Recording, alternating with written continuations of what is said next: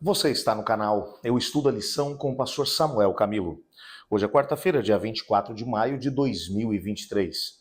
E o tema que estudaremos a nossa lição será um chamado ao compromisso. O texto que serve como base, Apocalipse 17, verso 14, que diz: Juntos guerrearão contra o Cordeiro, mas o Cordeiro os derrotará, pois é o Senhor dos senhores e o Rei dos reis, e com ele estarão os seus chamados, escolhidos e fiéis.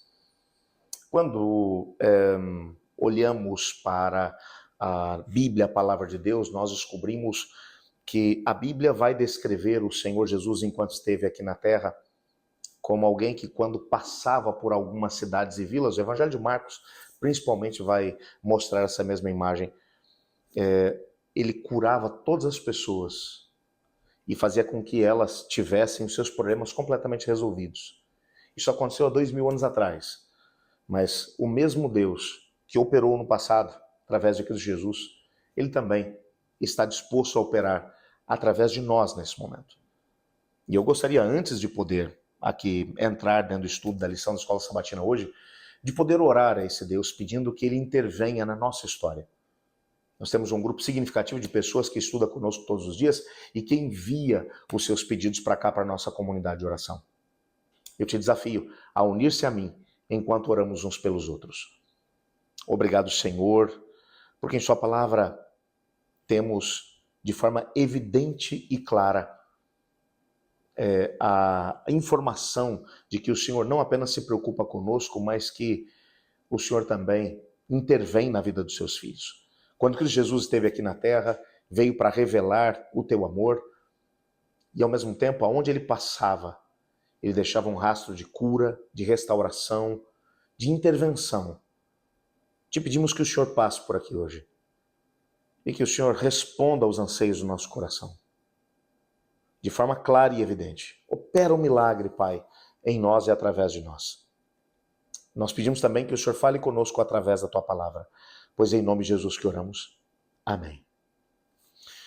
Quando o assunto é Babilônia a Grande, nós somos tentados a olhar para aquilo que vimos durante toda essa semana, uma coligação entre o poder civil e religioso, Babilônia a Grande, que tem os reis da terra comprometidos com ela, e uma tendência de nos sentirmos amedrontados diante do seu poderio pode se abater sobre algumas pessoas. Muitos olham para aquilo que as profecias do Apocalipse mencionam a respeito do tempo do fim, quando, de novo, se levantará o poder da Babilônia, fazendo com que igreja e Estado estejam unidas, e como parte dessa coligação, uma imposição será colocada diante de todas as pessoas, como Apocalipse capítulo 13 menciona, para que adorem a besta e a sua imagem. E aquele que não o fizer, não poderá nem comprar e nem vender. Portanto, agora, de novo, o mesmo espírito da antiga Babilônia sendo colocado diante de todos. Quando algumas pessoas pensam a respeito disso, tem muito medo. Mas, como já mencionamos, a imagem de Babilônia sendo trazida aqui para o Apocalipse, ela é importada do Antigo Testamento. E quando lemos para Daniel no capítulo 3, nós percebemos que quando o rei Nabucodonosor se sentava sobre o seu trono, dentro do templo de Bel-Marduk, a principal divindade da Babilônia, ele falava não apenas como rei, mas falava em nome dos deuses. Por isso, no capítulo 3 de Daniel, ele vai estabelecer um decreto onde todas as pessoas do seu império deveriam vir até a planície de Dura e adorar a uma imagem imensa que ele havia erguido naquela mesma planície. Todos são ou recebem a ordem para se prostrar diante daquela imagem. Mas 3 rapazes, o Ananias, o Misael e o Azarias, os amigos do Daniel, ficam em pé, permanecem em pé diante daquela estátua. Rei Nabucodonosor, furioso, dá ordem para que aqueles rapazes sejam jogados dentro da fornalha de fogo, que foi aquecida de forma intensa, de tal forma que quando os rapazes foram jogados dentro da fornalha, os homens que os jogaram lá dentro foram queimados, morreram queimados.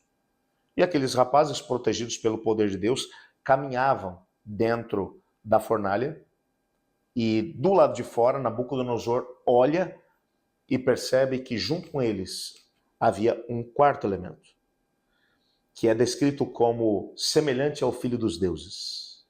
E quando ele olha para aquela mesma imagem, ele diz: amigos, me ajudem aqui, não foram 3 os que jogamos na fornalha, como então eu vejo 4?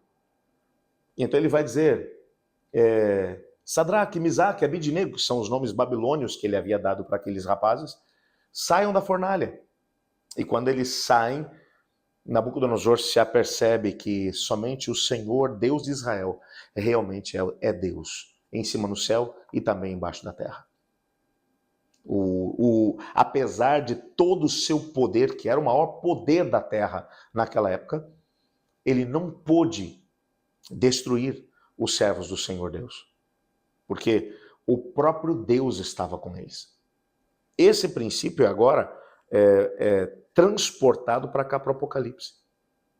Toda a coligação do mal perseguindo o povo de Deus no tempo do fim, quando de novo a igreja que se apostatou, a igreja que coloca uma ênfase maior na tradição do que na palavra de Deus, a igreja que coloca a intercessão dos santos e ao mesmo tempo o perdão dos pecados nas mãos de seres humanos e não nas mãos do Senhor Jesus.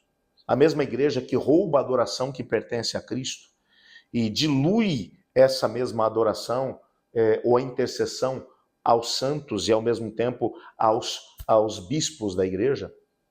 Essa mesma igreja que continua buscando ainda o poder civil e religioso, que é descrita como uma besta que fala ou que se parece com um cordeiro, mas que fala como um dragão. Que o poder do próprio inimigo foi colocado sobre ele. Que teve uma ferida mortal, que nós já estudamos sobre isso quando falamos a respeito do período de supremacia papal, que no ano de 1798 acabou recebendo a sua ferida de morte, quando o Papa foi, de uma forma tremenda, destronado por Napoleão Bonaparte, e o poder civil foi retirado da igreja. Essa ferida mortal será curada, e novamente a igreja terá o poder civil e religioso.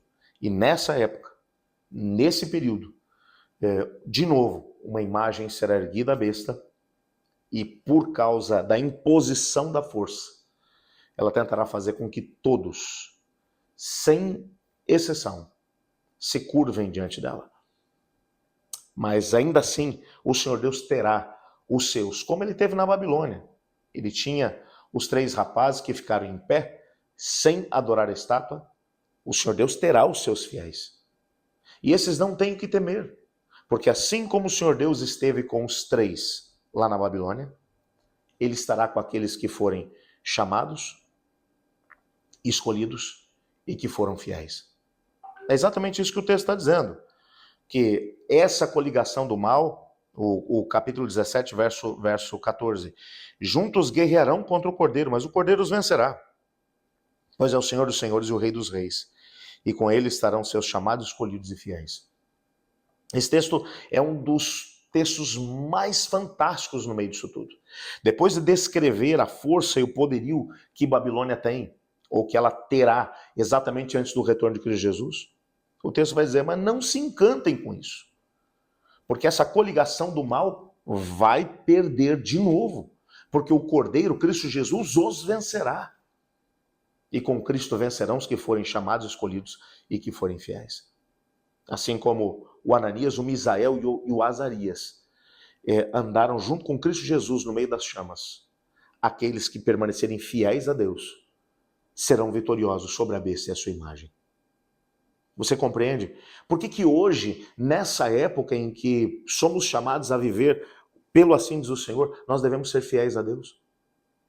Fico preocupado quando vejo alguns cristãos sendo coniventes com algumas questões como imoralidade, com desonestidade, gente que tem mencionado que a Bíblia tem que ser atualizada porque essa geração pós-moderna já não tem mais a possibilidade de ser ou de seguir os princípios da palavra de Deus. É nessa época que Deus olha para você e para mim e diz, Viva pela fé. Seja fiel hoje. Você não terá nada o que temer quando a última grande crise da terra começar. Viva hoje dessa maneira e seja fiel e vitorioso aonde Deus te colocar. Que Deus te abençoe e que Deus te guarde. Eu estudo a lição. E você?